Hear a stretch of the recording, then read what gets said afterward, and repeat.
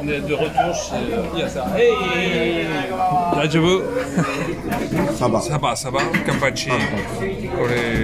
Kawahagi. Kawahagi. Red River. The river of this fish. Okay. And we eat together. Ok. Voilà, ça c'est la taille des restaurants au Japon. On est à un bar, on se met 6-7 personnes on va dire. Et puis derrière là-bas vous avez des gens qui sont par terre. Voilà, le poisson là c'est aji. Donc c'est cuit apparemment. Ça c'est de l'ayu. Donc en anglais ça se dit sweet fish. Je sais pas du tout comment on dit ça en français. Aujourd'hui c'est le plat à risque. C'est ce que je voulais manger l'autre jour. Donc c'est une omelette au natto. Le natto, c'est les haricots fermentés, ceux qui font des fils. Les Japonais adorent ça. Alors ça sent très fort, ça goûte très fort. Et franchement cru, c'est difficile à manger. C'est de l'anguille de rivière. En sushi. Donc c'est fait sur du riz. Et oui, on est de retour au même endroit. C'est le restaurant préféré de Takeshi, donc forcément, quand on est à Kanazawa, on retrouve notre chef. Et donc aujourd'hui, on a du poisson cuit et de sashimi habituel. カンパチ、サバと水だことこう一緒になっちゃうんですけど、サワラのそれですね、生の方です。あと今日昆布締めがマダイですね。で甘いので、はい。So kampachi, saba, taco, ebi, maguro, non maguro, kajiki. Ok. Le poisson là c'est aussi du swordfish, donc ce qu'on appelle le marlin aussi ou l'espadon. C'est pas tout à fait la même chose. Ici je pense que c'est plutôt des marlins comme aux États-Unis. J'aime bien prendre le miso chinois. C'est le miso évidemment, mais ils le font tellement bien au Japon. Ici il y a des himeji, c'est des champignons, des champignons. Et puis il y a le coquillage, vous avez vu, c'est des hamaguri, qu'on peut traduire par palourde je pense. Takashi et Marie ont cherché des plats que j'avais jamais mangés. Donc ils m'ont proposé du jimoni, c'est juste du canard avec des légumes. Et il m'a dit, je veux absolument te filmer quand tu manges et voir ta déception. Je sais pas, je vais voir. C'est peut-être pas bon du tout. Donc voilà, c'est du canard avec des légumes, mais ça a l'air vraiment bon. Je vais goûter et je vais faire plaisir à Takashi pour voir si je suis. So it's the tasting time. The duck is okay, you said. Okay.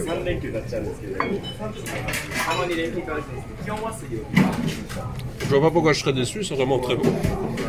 Petite leçon de japonais. J'ai décidé de prendre, c'est la liste des sakés spéciaux, enfin spéciaux, on appelle ça osusume, c'est les suggestions. Et j'ai décidé de prendre celui à gauche le plus cher, 1980 yens, donc ça fait à peu près 12 € pour une petite bouteille. La petite bouteille elle est là. Donc c'est quand même relativement cher pour le Japon, donc je voulais savoir comment il s'appelait. Donc son nom est ici. Ça se dit de droite à gauche. Et ça se dit Tengumai Koko Shu. Shu c'est saké en fait, alcool. Koko c'est deux fois la même chose. C'est Furui, le kanji, ça veut dire vieux. Donc Tengumai c'est la société. Et donc le nom veut dire très très vieux saké de Tengumai. Et il me dit c'est très rare au Japon parce que le saké c'est pas quelque chose qu'on garde en fait.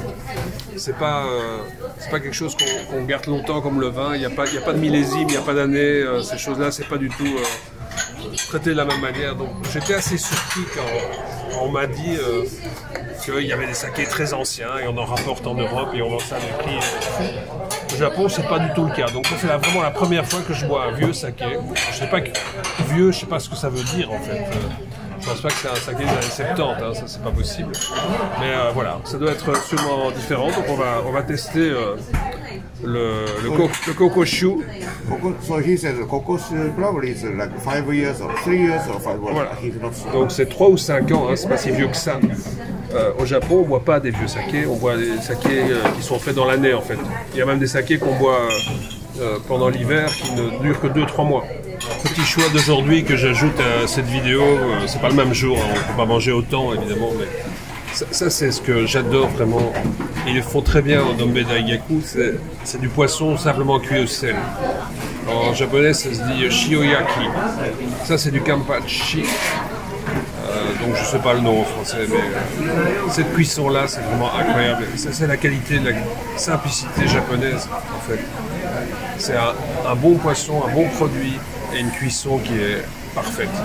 Juste avec du sel, c'est tout. Ça, c'est du génie.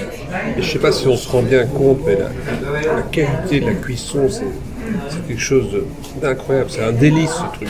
J'ai voulu absolument prendre du shioyaki. Et là, Takashi m'a proposé de prendre le plus cher. Je montre un peu la technique japonaise pour découper le poisson. Nodoguro. Donc c'est en anglais c'est sea perch, rosy sea perch. Et donc c'est le poisson le plus cher des restaurants. C'est-à-dire que il coûte 3200 yens. Ça vaut 20 €. C'est le plus cher des restaurants.